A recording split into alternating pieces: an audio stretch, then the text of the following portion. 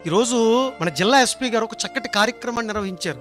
అభయ అని కార్యక్రమం లాంచ్ చేసి ఒక వెహికల్ని పెట్టి ప్రతి స్కూల్కి వెళ్ళి పోలీసులు ఈరోజు పిల్లల దగ్గరికి వెళ్ళి, అమ్మా సెల్ ఫోన్లు వాడకండి, ఏ లింకులు పడితే ఆ లింకులు నొక్కకండి, ఫోటోలు మార్ఫింగ్ చేస్తున్నారు, బాగా చదువుకోండి తల్లి, వద్దమ్మా మీ ఇష్టం వచ్చినట్టు తిరగకండి, ప్రేమల దోమలను వెళ్ళకండి, సినిమాలు చూడకండి, బాగా చదువుకోండి అని వాళ్ళు చెప్పే పరిస్థితి వచ్చేసిందండి.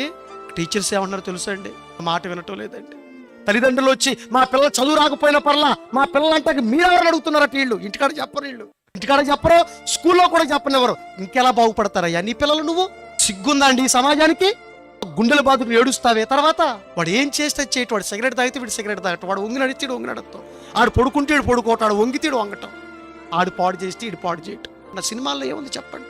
ఏమంటే సెల్ ఫోన్ వలన, టీవీ వలన, ఈ సోషల్ మీడియా ఇంత ప్రమాదం జరుగుతుందని తెలుసుగా నీ ఇంట్లోంచి టీవీ తీసేసావు నువ్వు. ఆ రోడ్డు వెంబడి వెళ్తుంటే చివర కరెంట్ స్తంభం పడిపోయింది, కరెంట్ తీగలు తెగిపోయినట్టు వెళ్ళొద్దంటే వెళ్తారా మీరు?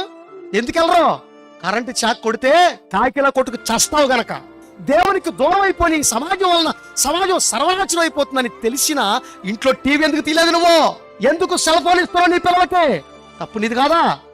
దీనికి కారణం ఏంటో తెలుసా? దేవుడిచ్చిన బ్రతుకుల్లో దేవుడి జ్ఞానం లేదు.